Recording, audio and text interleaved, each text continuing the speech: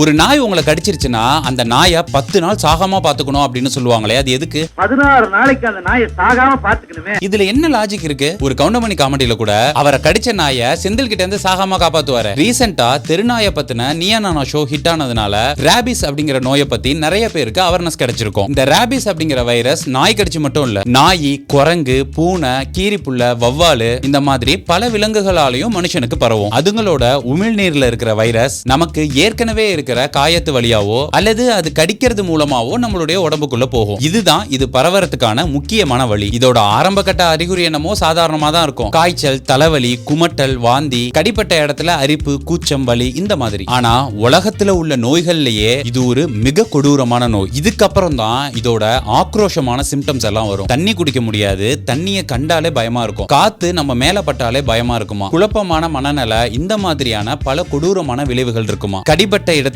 இருந்து தசைகள் மெதுவா செயலுக்க ஆரம்பிச்சு பக்கவாதம் உடல் முழுக்க பரவி இறுதியில கோமா ஸ்டேஜ், மரணத்துக்கு வழிவகுக்குமா. விலங்கு கிடைச்ச உடனேவே அறிகுறியெல்லாம் வரத்துக்கு முன்னாடியே சரியான மருத்துவ சிகிச்சையை எடுத்துக்கிட்டா இந்த நோயில இருந்து முழுமையா தப்பிச்சிடலாமா. ஆனா அசால்ட்டா இருந்து சிம்டம்ஸ் தெரிய ஆரம்பிச்சிருச்சுன்னா பொழைக்க முடியாது அப்படின்னு சொல்றாங்க. அதெல்லாம் சரி, ஆனா இதுக்கும் நாயை 10 நாள் உயிரோட வச்சுக்கணும் அப்படிங்கிறதுக்கும் என்ன சம்பந்தம் அப்படின்னு கேட்டீங்கன்னா, இப்போ ஒரு நாய் உங்களை கடிச்சிருதுன்னு வச்சுக்கோங்க. அந்த நேரத்துல அந்த நாய்க்கு ராபிஸ் நோய் இருக்கா இல்லையா அப்படிங்கிறது நமக்கு தெரியாது. பொதுவா ஒரு நாயோட உடம்புல ராபிஸ் வைரஸ் நுழைஞ்சிருச்சு அப்படின்னா அதுக்கு இன்குபேஷன் பீரியட் 2 வாரத்துல இருந்து பல மாதங்கள் ஆகும் அப்படின்னு சொல்றாங்க. இந்த நேரத்துல பாத்தீங்கன்னா நாய் பார்க்கிறதுக்கு ஆரோக்கியமா தான் இருக்கும், அது கடிச்சாலும் அந்த நோய் பரவாதான். ஆனா அந்த ராபிஸ் வைரஸ் நாயோட நரம்பு மண்டலம் வழியா பயணிச்சு மூளையை அடைஞ்சு அங்கிருந்து உமிழ்நீர் சுரப்பிகளுக்கு வந்து சேருமா. இப்படி உமிழ்நீர் சுரப்பிகளுக்கு வந்து சேரும் போது அப்ப அது கடிக்கும் போதுதான் அந்த நோயை பரப்புது. அதே நேரத்துல ஒரு நாயோட உமிழ்நீர்ல ராபிஸ் வைரஸ் வெளியேற தொடங்கிருச்சுன்னா